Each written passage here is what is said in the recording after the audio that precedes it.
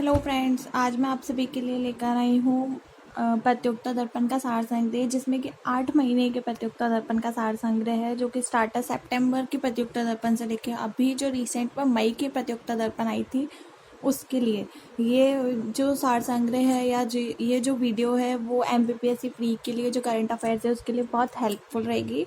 तो चलिए स्टार्ट करते हैं। हाँ, ये सबसे पहले मैंने स्टार्ट किया है अप्रैल की प्रतियोगिता दर्पण से। इसका पूरा सार संग्रह है, जितना भी है मैं आपको एक ही वीडियो में कंप्लीट करके दूंगी, जो है इतना सारा। इसमें 8 महीने के करंट अफेयर्स है, पर जो भी इम्पोर्टेंट था वो मैंने पॉइंट टू पॉइंट निकाल लिया है और ये अपन पढ़ेंगे इस वीडियो में।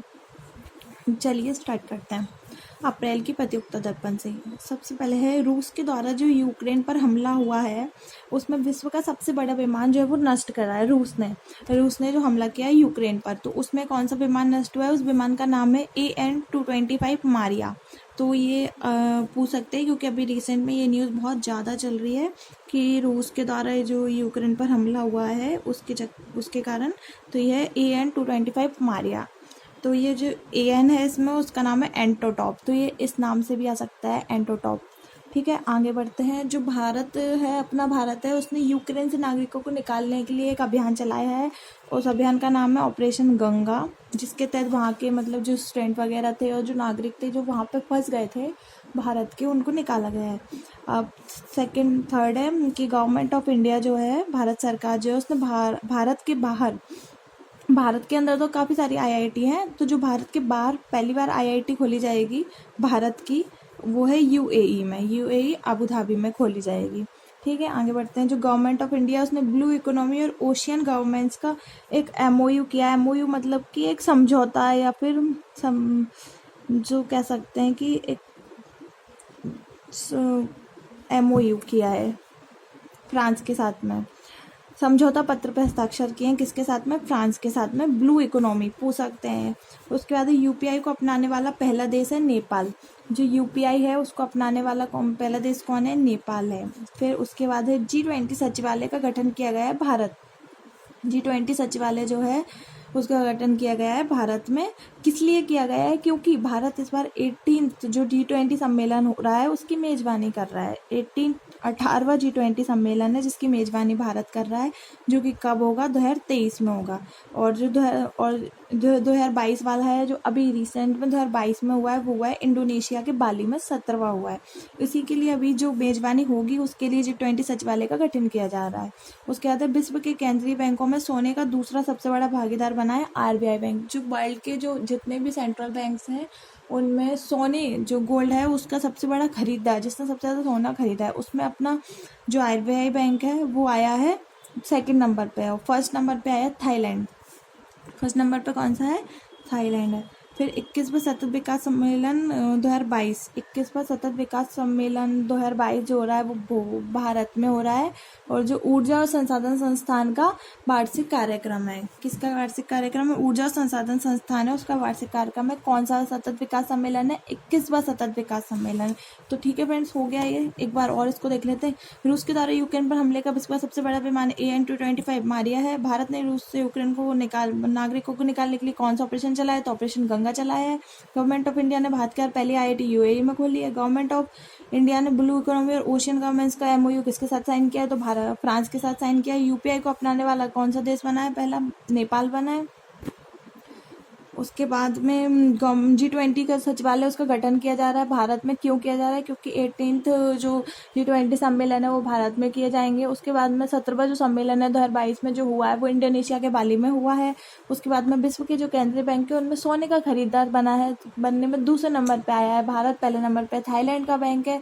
21वें सतत विकास सम्मेलन में 2022 का जो है वो भारत होस्ट कर रहा है। ऊर्जा संसाधन संस्थान इसका वार्षिक कार्यक्रम है। ओके फ्रेंड्स, अब देखते हैं सेकेंड पेज।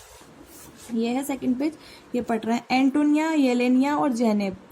एंटोनिया, येलेनिया और जेनेब, ये जो है तूफान के नाम में कभी कभी ऐसा पूछ लेते हैं फ्रेंड्स कि ये 3 नाम दे दिए, ये क्या है? तो इसलिए ये क्वेश्चन इंपॉर्टेंट है। और ये जो तूफान है ये आया यूरोपीय देश, जर्मनी, ब्रिटेन, उस साइड में आया है। एंटोनिया, येलेनिया और जेनेब। ठीक है, अब है अगला है डोनेस्टक और लुहांस्क क्षेत्र, यूक्रेन। ये जो क्षेत्र है वो किसके अंतर्गत? अभी यूक्रेन और रूस का युद्ध चल रहा है, तो उस टाइम पे ये इस रिलेटेड न्यूज़ बहुत ज़्यादा हेल्पफुल हो जाती है। तो डोनेस्टिक और लुहांसक क्षेत्र जो हैं वो कि यूक्रेन में के अंतर्गत आते हैं, उनको स्वतंत्र घोषित किया गया है। तो ये जो नाम है ये बहुत इंपॉर्टेंट है। उसके बाद है एक मिन्स्क समझौता। मिन्स्क समझौता इंपॉर्टेंट है। मिन्स्क समझौता किसके बीच में है? रूस और यूक्रेन का विवाद है, इसी को लेकर इनका विवाद है, ठीक है। उसके बाद में अपन देखते हैं स्विफ्ट से रूस को प्रतिबंधित किया है। ये क्या है? एक वैश्विक पेमेंट सिस्टम है। रूस ने जो यूक्रेन पर हमला किया है उसके चलते जो विश्व के जो बड़े बड़े वो हैं पेमेंट्स सिस्टम, उससे उसमें है एक नाम है स्विफ्ट, उससे ना रूस को प्रतिबंधित कर दिया गया है। उसके आगे उज्जैन। अब उज्जैन में क्या हुआ है? गिनीज रिकॉर्ड बना है एक, जिसमें एक साथ 11.71 लाख दिए जलाकर एक रिकॉर्ड बनाया है। वो कब किया है? फरवरी 2022 में। ओके, आगे बढ़ते हैं। किसान ड्रोन यात्रा का उद्घाटन किससे संबंधित है? तो किसी से संबंधित है, पीएम मोदी ने किया है, ठीक है। नदियों के किनारे night navigation mobile app launch किया है। ये बहुत इंपॉर्टेंट है फ्रेंड्स। नदियों के किनारे night navigation mobile app launch किया है असम गुवाहाटी ब्रह्मपुत्र नौका सेवाओं के लिए। जो असम है उसमें ब्रह्मपुत्र जो नदी, असम के पास में ब्रह्मपुत्र नदी, तो वहाँ पे जो नौका सेवाएं हैं वहाँ के लिए स्टार्ट किया है जो नाइट नेविगेशन, जो रात में भी नेविगेशन मोबाइल ऐप जो है वो लॉन्च किया है। उसके बाद आगे बढ़ते हैं। मोदी ने 550 टन गोवर्धन संयंत्र लगाया है इंदौर में। एमपी का एग्जाम है इसलिए ये क्षमता पूछ सकते हैं कि कितने टन की थी, तो 550 टन की क्षमता का गोवर्धन संयंत्र लगाया है इंदौर में। उसके साथ ही ये एशिया का भी सबसे बड़ा सीएनजी प्लांट है, एशिया का सबसे बड़ा सीएनजी प्लांट है। उसके बाद आगे है जल टैक्सी सेवा। जल टैक्सी सेवा महाराष्ट्र की मुंबई में स्टार्ट हुई है। ऐसे ऐसे क्वेश्चन एग्जाम में पूछ लेते हैं, टेस्ट वगैरह में भी आ जाते हैं कि जल टैक्सी सेवा महाराष्ट्र की मुंबई में स्टार्ट हुई है। उसके बाद मरु महोत्सव जैसलमेर का है। और सौभाग्य योजना के तहत सौर आधारित स्टैंड लोन के माध्यम से विद्युतीकरण किया गया है। सौभाग्य योजना जो है उसके तहत पहला राज्य जो है वो राजस्थान है, जिसमें सौर आधारित स्टैंड लोन के माध्यम से विद्युतीकरण किया गया है, ठीक है फ्रेंड्स। इसको एक बार और देख लेते हैं पूरा। एंटोनिया, येलेनिया और जेनेव जो तूफान है वो यूरोप से जर्मनी में है। डोनेस्टिक और लुहांसक क्षेत्र यूक्रेन से संबंधित है। मिन्स्क समझौता रूस और यूक्रेन के विवाद से संबंधित है और इसी विवाद के चलते स्विफ्ट से इसको प्रतिबंधित कर दिया गया है रूस को। उज्जैन में 11.71 लाख दिए जला के गिनीज रिकॉर्ड बना है। किसान ड्रोन यात्रा का उद्घाटन पीएम मोदी ने किया है, जिसका संबंध कृषि से है। नदियों के किनारे night navigation mobile app launch किया है असम गुवाहाटी में।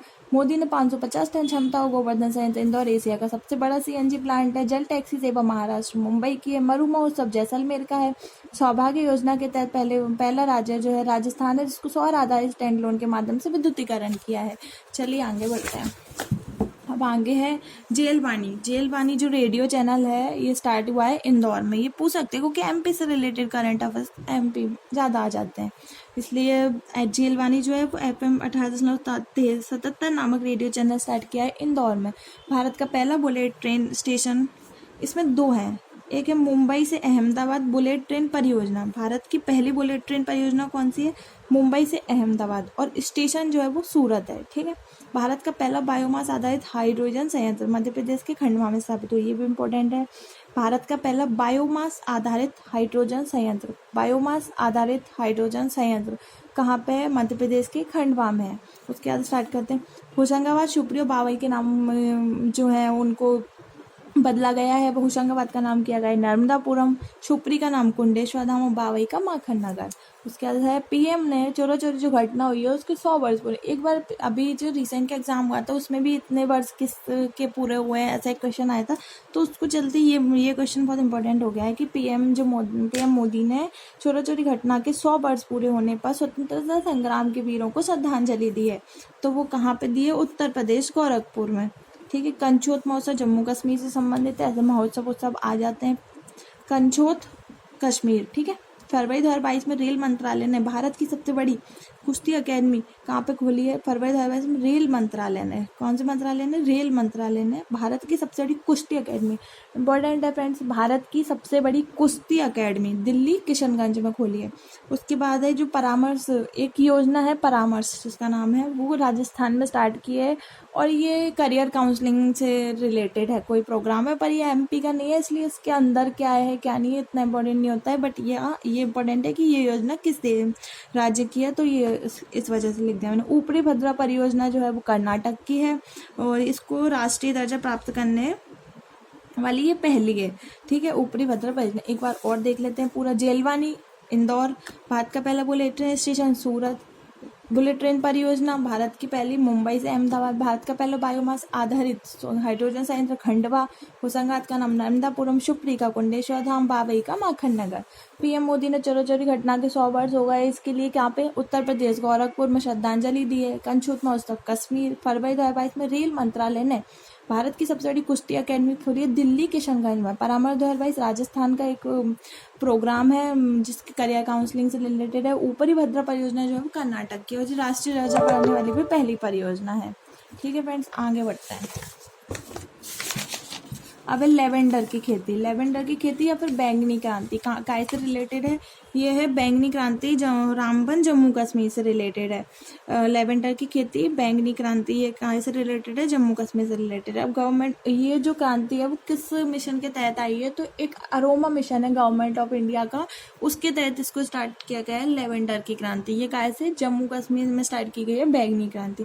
कैन ऑयल एंड गैस ने एक कंपनी है केयर्न ऑयल एंड गैस, उसने एक तेल की खोज की है। किसकी? एक तेल की खोज की है जिसका नाम दुर्गा रखा गया है। तो कहाँ पे की है? बाड़मेर में की है।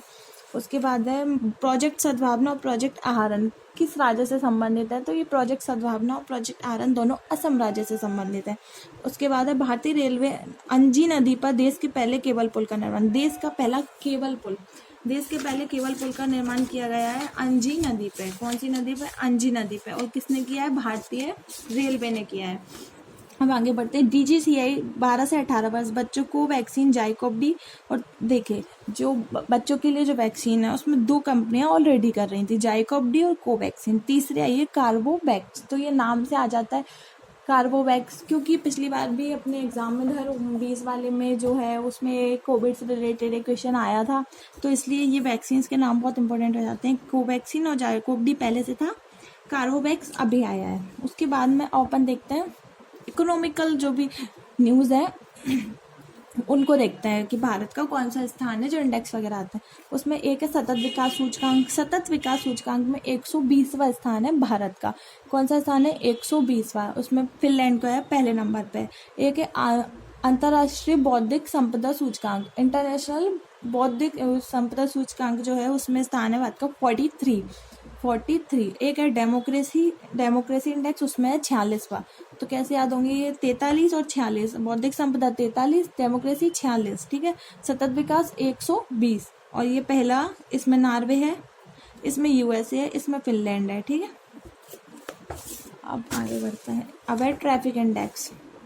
जो ट्रैफिक इंडेक्स है वो जारी किया गया है, तो उसमें आया है कि जो सबसे ज़्यादा भीड़भाड़ वाला स्थान है वो मुंबई है और विश्व का इस्तांबुल तुर्की में है। जो कि अब अवार्ड्स जो है वो पढ़ रहे हैं। महारत्न जो है सबसे भरोसेमंद कंपनी, एक सबसे भरोसेमंद कंपनी महारत्न, मतलब जो महारत्न कंपनी है उसमें सबसे भरोसेमंद कंपनी कौन सी है? तो उसका अवार्ड मिला है कोल इंडिया को, जो कि एसोचैम जो होते हैं उनके द्वारा आयोजित energy meet and excellence award समारोह। एक समारोह हुआ था जिसका नाम तो इतना इंपॉर्टेंट नहीं है, पर एक बार जस्ट देखने लायक है कि energy meet and excellence award समारोह हुआ था, एसोचैम के द्वारा आयोजित किया गया था। उसमें सबसे भरोसेमंद कंपनी जो महारत्न कंपनी है उनमें सबसे भरोसेमंद कंपनी है कोल इंडिया। उसके बाद पोलियो उन्मूलन के लिए हिलाल पाकिस्तान अवार्ड बिल गेट्स को मिला है। ये इंपॉर्टेंट है, बिल गेट्स को ये अवार्ड क्यों मिला है? तो पोलियो उन्मूलन के लिए मिला है और ये हिलाल पाकिस्तान अवार्ड। ठीक है, विश्व की सबसे बड़ी लंबी राजमार्ग सुरंग अटल टनल है। टनल यानी कि वही सुरंग हो गया। विश्व की सबसे लंबी, विश्व की, भारत की नहीं, विश्व की। गणतंत्र दिवस 2022 जो है अभी रिसेंट में आए थे जनवरी में, उसके जो बेस्ट झांकी है उसका अवार्ड मिला यूपी को। तो ये उसकी थीम थी एक जिला एक उत्पाद थी। रामानुजन पुरस्कार डायरेक्टर नीना गुप्ता को मिला है। नीना गुप्ता को रामानुजन पुरस्कार मिला है, इंपॉर्टेंट है। फोर्ब्स की सूची आई, उसमें सर्वाधिक कमाई करने वाली महिलाओं में नाम है नाओमी ओसाका का नाम है भाई। World games athlete of the year मिला है PR राजेश को। PR राजेश जो है, श्रीजेश जो है उनको, सॉरी राजेश नहीं Sreejesh, world games athlete of the year मिला है PR श्रीजेश को। Spirit of the cricket award मिला है डैरिल मिशेल को। ये इस टाइप के अवार्ड या ये सब चीज़ें आती रहती हैं, तो ये पढ़ना बहुत ज़्यादा इम्पोर्टेंट हो जाता है। ओके फ्रेंड्स, मैं आप सभी से आगे बढ़ने से पहले एक बात बोलना चाहती हूँ कि मैं नहीं चाहती कि मैं इस वीडियो को कंसाइज करूँ, कि मैं इस वीडियो को सिर्फ 15 मिनट का बताऊँ या बोलो कि 15 मिनट में 1 महीने की करेंट कवर होगी, तो मैं ऐसा नहीं करूँगी। जितने पॉइंट्स मैंने लिखे हैं वो मैं सारे कवर कराऊँगी इसमें, चाहे भले से ये वीडियो 15 मिनट से 20 मिनट की हो जाए, क्योंकि ये पॉइंट्स इंपॉर्टेंट पॉइंट्स अगर आप स्किप करेंगे तो इस वीडियो का और सार संग्रह का कोई मतलब नहीं निकलेगा। तो इसलिए मैं इसमें सारे पॉइंट्स कवर करूँगी। अगर आप लोगों को ये वीडियो पसंद आ रही है तो आप इसको पूरा देखिए, नहीं तो आप आधा देखिए, जैसा आपका मन हो। पर मैं इस वीडियो में पूरे पॉइंट्स कवर करूँगी जो मुझे लगता है कि इम्पोर्टेंट है और मैंने अपने लिए लिखे हैं, वो मैं आप लोगों के साथ शेयर कर रही हूँ। तो मैं पूरा कवर करूँगी इसको। तो आगे बढ़ते हैं उसी के साथ में। जो दादा साहब फिल्म अवार्ड है उसमें बेस्ट फिल्म का मिला है पुष्पा को और बेस्ट एक्टर का मिला है रणवीर सिंह को। उसके बाद में उर्दू भाषा में साहित्य अकादमी पुरस्कार मिला है चंद्रभान खयाल को। ये बहुत इंपॉर्टेंट है, चंद्रभान खयाल। उसके बाद अब स्पोर्ट्स से रिलेटेड न्यूज़ है जो कि बहुत ज़्यादा इंपॉर्टेंट होती है। अंडर-19 क्रिकेट वर्ल्ड कप हुआ है जो कि 5वीं बार मेजबान बनी है। कौन? West Indies. 5वीं बार मतलब 5th under-19 cricket world cup है जिसमें मेजबान था वेस्ट इंडीज़, और ये 5वीं बार इंडिया जीता है। उसमें 1, 2, 3, 4 बार 2008, 12, 18 और अभी जीता है 22 में। उसमें इंग्लैंड को हराया है। यश ढूल कैप्टन थे इसके। भारत के सेकंड लार्जेस्ट क्रिकेट पहला कौन सा है? मोटेरा। और सेकंड लार्जेस्ट कौन सा हो गया? सेकंड लार्जेस्ट हो गया जयपुर का। प्रो कबड्डी लीग 8 सीजन जो है 8वां सीजन, उसमें दबंग दिल्ली जीती। हराया किसको है? पटना को। दबंगों ने पटना को हराया है। ओके, उसके बाद है नंबर 1 नंबर खिलाड़ी मैग्नस कार्लसन को किस भारतीय युवा शतरंज खिलाड़ी ने हराया है? मैग्नस कार्लसन जो है नंबर 1 खिलाड़ी हैं, उनको एक युवा शतरंज खिलाड़ी ने हराया, तो उनका नाम है आर प्रज्ञानंद। इंपॉर्टेंट है, ये उतना भी नहीं है पर याद रखने लायक, याद रख सकते हैं। ठीक है, उसके बाद में शीतकालीन ओलंपिक जो हुए हैं रिसेंट में चाइना में, उसका आयोजन कहाँ पर हुआ है? बीजिंग चाइना में हुआ है। पहला देश इसमें जीते जो सबसे ज़्यादा जिसने अवार्ड जीते हैं, जो मेडल जीते हैं, वो है नॉर्वे पहले नंबर पे। लगातार दूसरी बार ये पहले नंबर पे आया है। उसके बाद में भारत का प्रतिनिधित्व जो है उसमें पुरुषों में अल्पाइन स्कीयर थे आरिफ खान, उन्होंने किया है उद्घाटन में। ध्वजवाहक भी ये रहे हैं। भारत ने एक भी पदक नहीं जीता है इसमें। कौन है? आरिफ खान का नाम इंपॉर्टेंट है जिन्होंने भारत का प्रतिनिधित्व किया है इसमें। बाकी इसमें इतना कुछ इंपॉर्टेंट नहीं है। और ये चाइना में हुए थे, ये इंपॉर्टेंट है। और अभी आगे आएगा इसी में कि किन किन देशों ने इसका बहिष्कार भी किया था। तो पदार्पण मैच में 13 शतक लगाने वाले जिसने मतलब अपने पहले मैच में पदार्पण जो किया था डेब्यू में, उसमें 13 शतक लगाया सकीबुल गनी ने, बिहार के जो है, मिजोरम के खिलाफ लगाए। Under-19 Asia cricket cup, under-19 Asia cricket cup Bharat ने जीता है। हराया किसको है? श्रीलंका को हराया है। ठीक है, ये एशिया का है फ्रेंड्स। और ये एक सेकंड मैं आपको दिखाती हूँ ताकि आपको कंफ्यूजन ना हो। ये अंडर-19 क्रिकेट वर्ल्ड कप था, है ना, और ये एशिया का है जिसमें श्रीलंका हारी है। और उसमें कौन हारा था? इंग्लैंड हारी थी। दोनों भारत ने जीते। भारत के राष्ट्रीय समुद्री सुरक्षा समन्वयक कौन है? जी अशोक कुमार। ये नाम बहुत इंपॉर्टेंट है। जितने भी ये सारे ये जो है ये सारे बहुत ही इंपॉर्टेंट है, तो इन सबका पढ़ना बहुत इंपॉर्टेंट है। सारे कार्य भारत के राष्ट्रीय समुद्री सुरक्षा समन्वयक हैं अशोक कुमार। नौसेना प्रमुख है आर हरि कुमार। नरवणे थे पहले और ये अभी नौसेना प्रमुख रिसेंट में बने। SSC के अध्यक्ष हैं एस किशोर SSC एस किशोर। ठीक है, आर हरि कुमार नौसेना के। जी अशोक कुमार कौन है? राष्ट्रीय समुद्री सुरक्षा समन्वयक है। ठीक है, समन्वयक है। उसके बाद में उत्तराखंड के ब्रांड एम्बेसडर बने अक्षय कुमार। ओके, उसके बाद में है टाटा सन्स के कार्यकारी अध्यक्ष बने एन चंद्रशेखरन। उसके बाद आर्थिक विकास संस्थान के हेड है चेतन घाटे। आर्थिक विकास संस्थान के हेड है चेतन घाटे। आर्थिक विकास संस्थान के हेड कौन है? चेतन घाटे।